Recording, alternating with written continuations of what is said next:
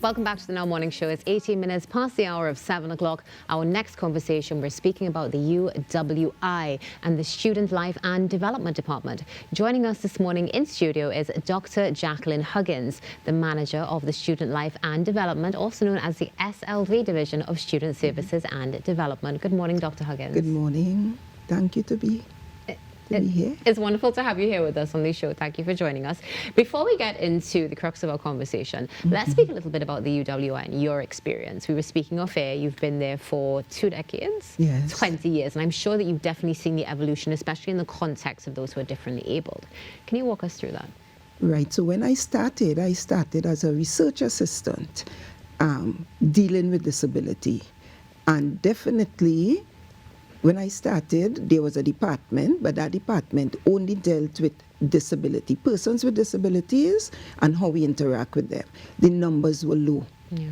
But by 2026, the numbers have really escalated, and I think a lot has to do with students at the secondary level being able to matriculate to UE. Yeah.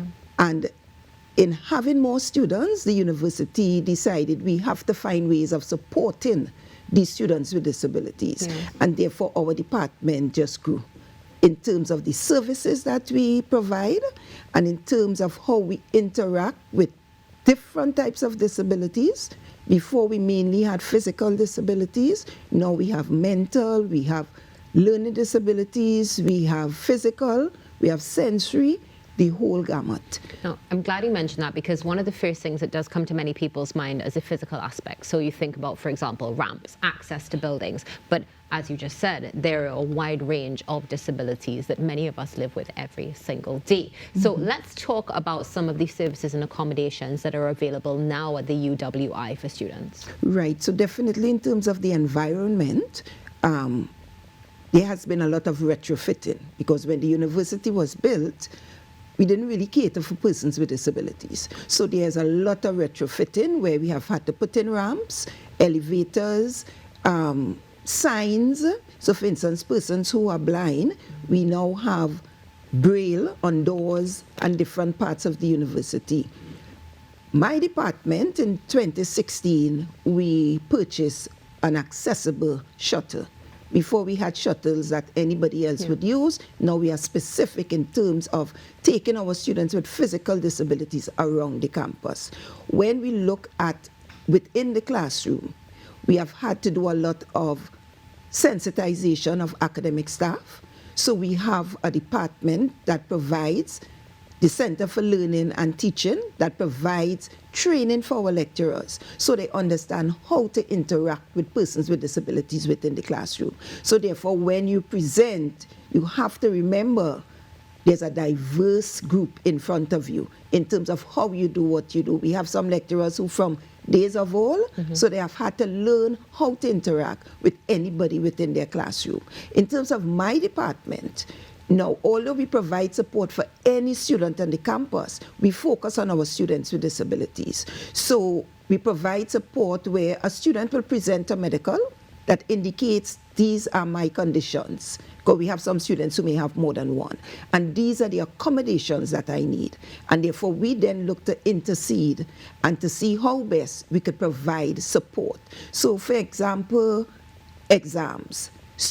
Many students need support. So it might be extra time. It might be a particular type of furniture. It might be a student needs to stand and walk for particular periods. It might mean that a student needs to come in with a particular either laptop or a particular type of equipment based on the condition. What happens is that whatever is that student need, we provide that support. We also have a support group because, we sort of mimic the national society, and therefore sometimes there might be discrimination, sometimes there might be issues that students face. So we now have a support group for our students with disabilities where they meet and they talk about their issues, and where we then help them, support them so that they can go back out into their classrooms, they can speak to their classmates. We do a lot of outreach to lecturers, to students, to administrative staff, so they understand why persons with disabilities are on our campus. In the past, that wasn't something, people didn't understand it. But UE has shown why.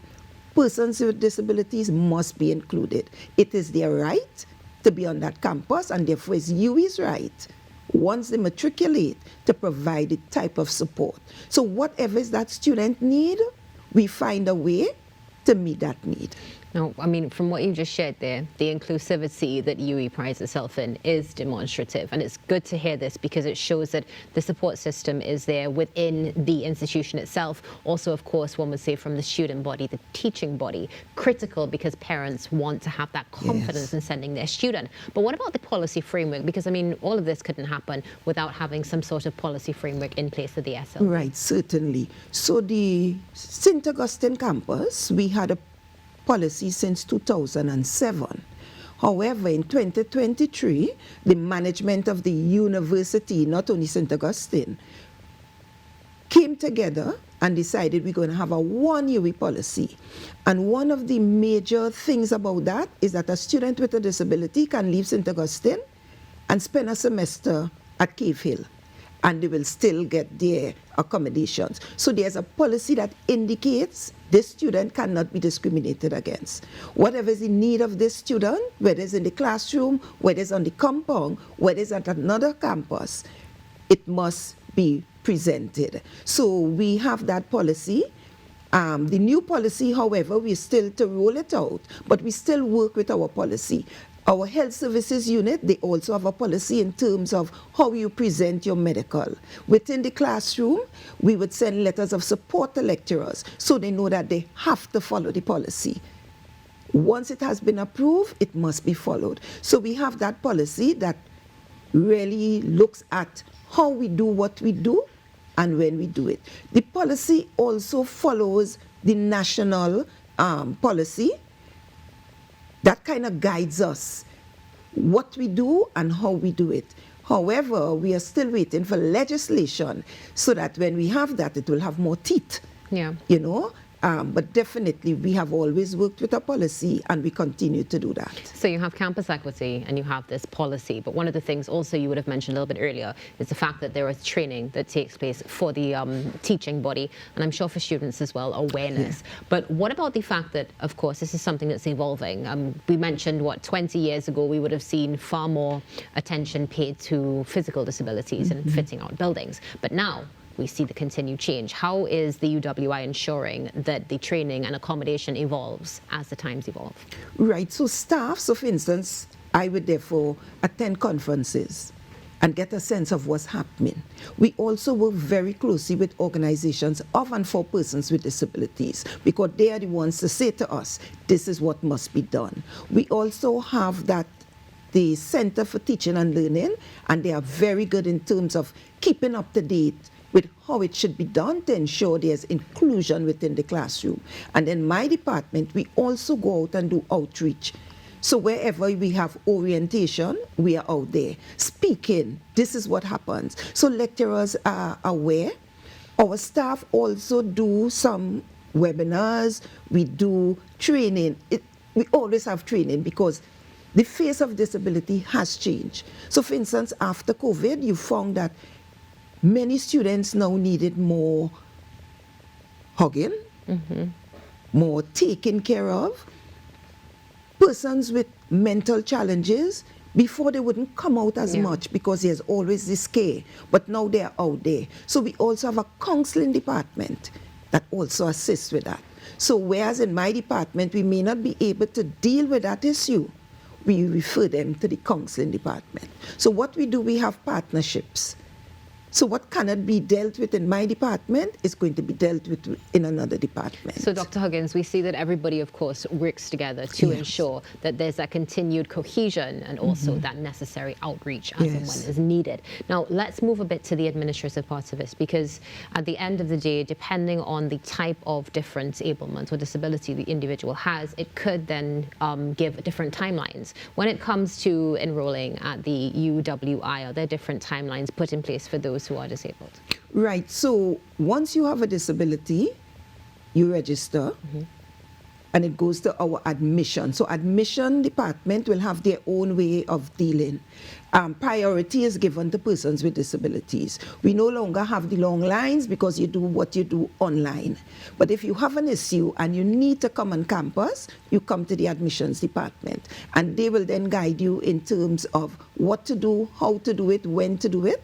We also have in terms of, even before you come to UWI, we have a session where we call Smart Start, where people could learn what happens at UWI. In terms of my department, you can even call anytime to find what do you all have that will cater to my needs. So you get that explanation, you get that information, you're able to make up your mind. Yes, UWI has it, and therefore I'm going to register. Registration, yes, have a cutoff date, but then again, we're still open. Admission will still hear you. And we still have late admissions. We have admissions in January. So, yes, we have deadlines, but we still do one-on-one. What is your case? And therefore, yes, you can join late. Yes. Dr. Huggins, one of the things that I'm hearing from this as well is that there's a very warm atmosphere. Yes. Everybody coming together, interdepartmental collaboration, yes, to say the least, but also the inclusion of family. As you said, you can give them a call, you can send an email to find out exactly what's going on. One of the things that many parents will want to know, and those students as well, is we're hearing it, but what about the results, tangible results maybe, or students that you've seen thrive? So in your experience so far, how have you seen that student body evolve positively with this inclusion? Because we work with our students from year one till graduation. And I know we have one of our students, Shamla Miraj, who has a show, and we now have one of our students as an independent senator. I can only imagine the pride. Yes. So when you go to graduation and you see your students cross that stage, you know what they would have gone through. And we have been doing this. 2026 will make it 20 years that we have been providing support for our students, and we have seen them flourish. We have seen them in different quarters within this country. So we know, and take it from me, we have done well, and we continue to do well. Come to UWI. We will assist you throughout. So my final question is really going to just add to what you said there for parents, because sometimes parents are a bit more hesitant than students, to say the least. What words would you have for them to ensure that they feel confident that children are going to be supported and thrive? Yes. So we understand why parents will have some concerns, but we also provide spaces for parents when we have orientation. So we have a specific orientation for our students with disabilities where parents are invited, and that is where they get the information. So I say to parents, UWI has a good track record. I am Dr. Huggins, the manager, and I'm saying to you, you send your student there, we will take care of your student. We have a good track record. I mean, you definitely do, to say the least, as you just sort of shared. One of our very own here on the Now Morning Show is Shamlo.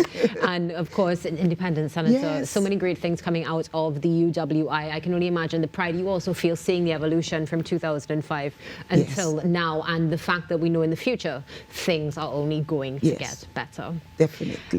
Dr. Huggins, before we wrap our conversation, for those who are interested, where can we get more information? Right, so you can send to our SLDD at UWI.edu, or you can call 645-9670. Wonderful. Yes. Well, Dr. Huggins, thank you so much for joining us, and the continued best to you and your incredible team. Thank you so much for having me. It's our pleasure. Dr. Jacqueline Huggins, the Manager of Life and Student Development Division of the Student Services and Development of the UWI. Stay tuned. The Now Morning Show continues after this break. Blaze it higher. Touch the sky, this is your time now. Spark a fire.